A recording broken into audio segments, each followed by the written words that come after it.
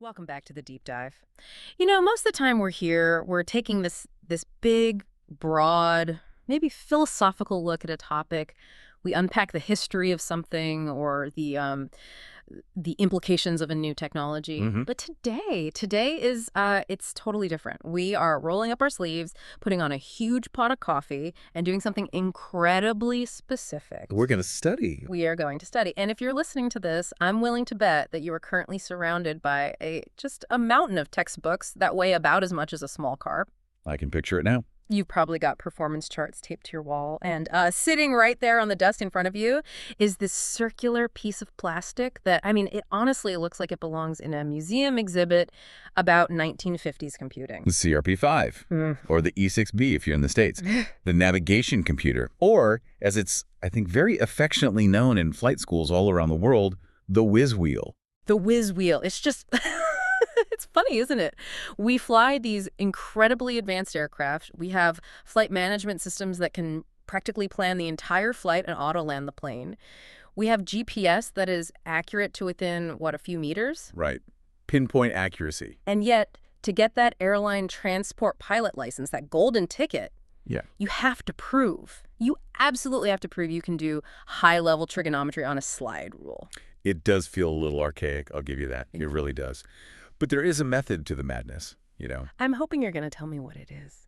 Well, the exam board, they don't just want to know if you can, operate a system. I mean, as they say, any well-trained monkey can push a button. They want to know if you understand the underlying physics of the atmosphere.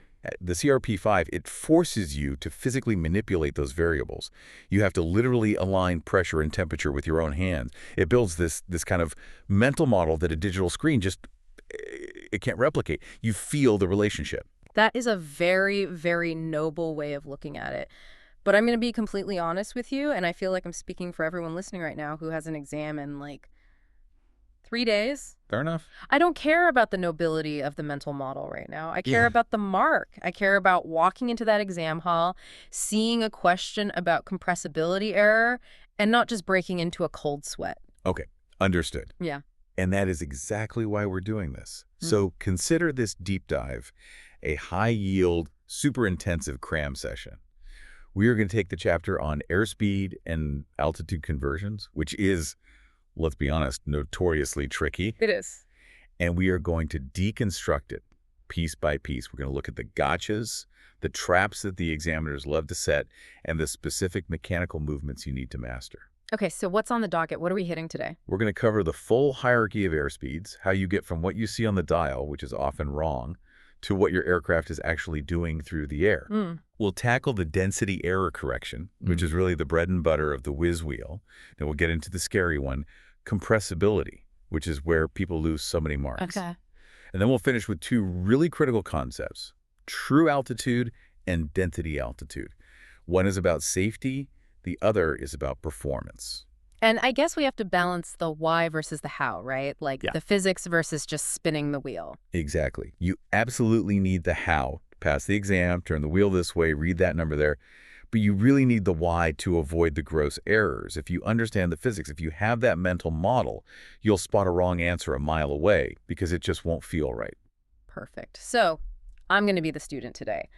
I'm going to ask all the dumb questions. I'm going to be the one who says, okay, that's great, but why can't I just use the formula for this? Or, wait, which way do I spin this thing again? And I'll do my best to keep us grounded in the reality of why this stuff actually matters when you're at 35,000 feet with 200 people behind you.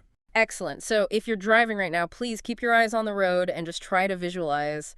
If you're at your desk, grab your CRP-5. Let's get into it. And we have to start at the beginning, right? The hierarchy of airspeeds. This is the absolute foundation. You can't just jump to the answer. No, you can't. Absolutely not. It is a chain. Think of it as All right. Many thanks for listening to this free part of the ATPL Theory podcast. If you want to continue learning and access the full comprehensive guide, go to my Patreon at patreon.com/ATPLtheory or my Hero at herohero.co/ATPL. That is patreon.com/ATPLtheory or herohero.co/ATPL. Wishing you all the best